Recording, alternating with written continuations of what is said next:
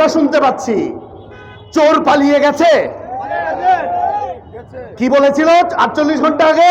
কে পালায় না? কার বেটি পালায় না? তারপর কি হয়েছে? কি হয়েছে?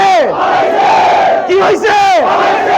গণখুনি বলি আমি যাকে, দেশের আপামর ছাত্র জনতার উপর, বুকের উপর আমাদের ট্যাক্সের টাকায় যিনি নির্দ্বিধায় গুলি করে আমাদের ছাত্র জনতাকে হত্যা করেছে, সেই হত্যাকারী শেখ হাসিনা এবং তার দোসরদের বিচারের দাবিতে, ফাঁসির দাবিতে আয়োজিত এই অবস্থান কর্মসূচির সম্মানিত নেতৃবৃন্দ, আমার প্রাণপ্রিয় হাটহাজারীবাসী এবং বাংলাদেশ জাতীয়তাবাদী দল এবং অঙ্গ সংগঠন সমূহের সেই সকল নেতা যারা 28 অক্টোবর থেকে 7 জানুয়ারি এবং গত জুলাই মাস থেকে অগাস্টের 5 তারিখ পর্যন্ত নিরবিচ্ছিন্নভাবে নির্দ্বিধায় কোন সংকোচ বাদ রেখে আমার সাথে এই আন্দোলনে শরীক ছিলেন, প্রথমে আমি সেই সকল নেতৃবৃন্দকে সালাম এবং সংগ্রামী শুভেচ্ছা জানাই। এখানে উপস্থিত আছেন সেই সময়ে যাদের সাথে আমি কাজ করেছি, সবার সাথে কাজ করেছি, কিন্তু অন্যতম আমার বাম পাশে দাঁড়িয়ে আছে আমার পৌরসভা বিএনপির আহ্বায়ক আলহাজ জাকের হোসেন, ডান দিকে দাঁড়িয়ে আছে উপজেলা বিএনপির সদস্য সচিব গিয়াস চেয়ারম্যান, পৌরসভা বিএনপির সদস্য সচিব ওহিদুল আলম, পৌরসভা বিএনপির পৌরসভা বিএনপির সিনিয়র যুগ্ম আহ্বায়ক এম এ শুক্কুর। এই নামগুলো কেন বলছি আমি বলি, যখন পুরো বাংলাদেশে একটা ভীতিকর পরিবেশ জারি ছিল, এই 3-4টা লোক একটা দিনের জন্য, একটা মিনিটের জন্য ফোন বন্ধ করেনি, আমার সাথে সংযুক্ত ছিল। তাদের নেতৃত্বে এই স্বৈরাচার যে সরকার 28 অক্টোবর থেকে 7 জানুয়ারির আপনি বসেন আন্দোলন তারা রুখেছে, তারা আমার সাথে ছিল। আর কারা ছিল? আমার যুব দলের, ছাত্র দলের, স্বেচ্ছাসেবক দলের, শ্রমিক দলের, মহিলা দলের সেই সব অকুতভয় সৈনিক যারা জীবনের পরোয়া না করে মানুষের অধিকার আদায় করতে গিয়ে এই ফ্যাসিস্ট সরকারের বিরুদ্ধে দাঁড়িয়েছে, এবং তাদের আন্দোলনের ফলশ্রুতিতে এই উপমহাদেশের প্রথমবার কোন রাজনৈতিক দলের প্রধান চোরের মতো পালিয়ে গেছে। আমি ধন্যবাদ জানাই এবং কৃতজ্ঞতা জানাই এবং আমার আন্তরিক মোবারকবাদ জানাই সেই সব বীর সৈনিকদের, যাদের কারণে আজকে বাংলাদেশ 5ই আগস্ট দ্বিতীয়বার স্বাধীন হয়েছে।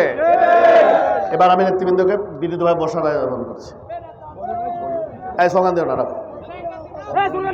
আমি অঙ্গ সংগঠনের নেতৃবৃন্দকে মন খারাপ করতে মানা করছি। আমি তোমাদের সবার নাম বলতে পারতাম, কিন্তু আমাদের যারা অভিভাবক আছে আমি তাদের নাম বলেছি। এই বক্তব্যটা যুগ ছিল আমার দলীয় নেতাকর্মীদের জন্য।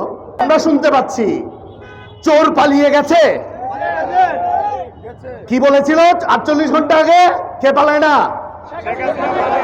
কার বেটি পালায় না? তারপর কি হয়েছে?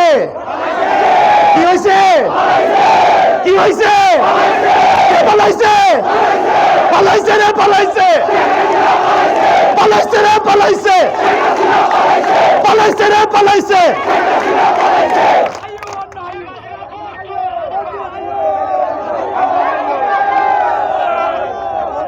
আরে আছে আছে, বক্তৃতা আরো আছে, শোনো, আরো আছে, শোনো শোনো, অনেক কথা আছে। আরে রাখো হেলালবে, পরে বলতেছি।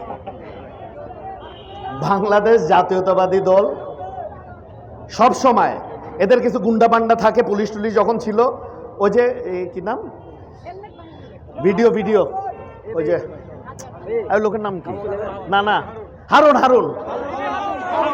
হ্যাঁ,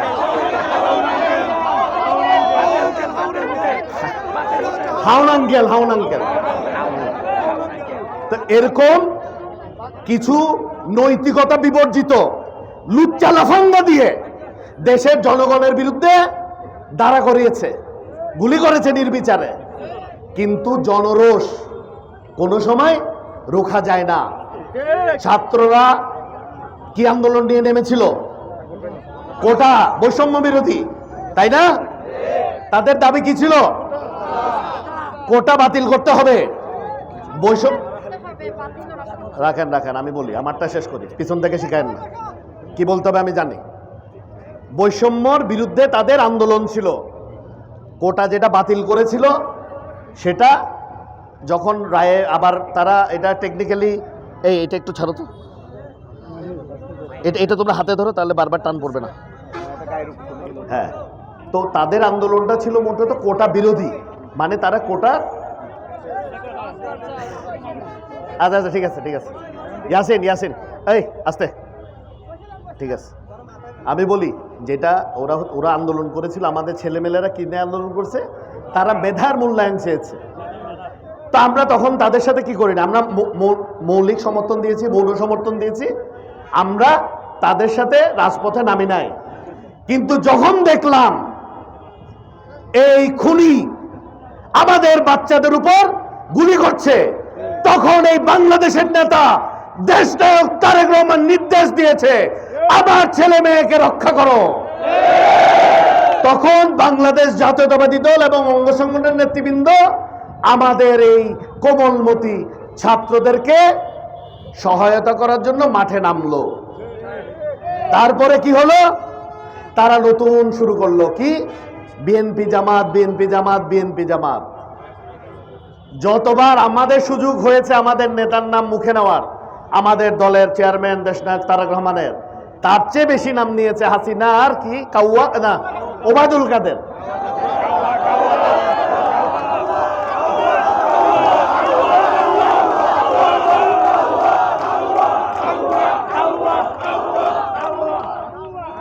তো এই 2-4 জন মিলে, আর কালকে দেখছেন না দাড়ি কামায় পালাইতে চাইছিল, কি নাম, সালমান রহমান।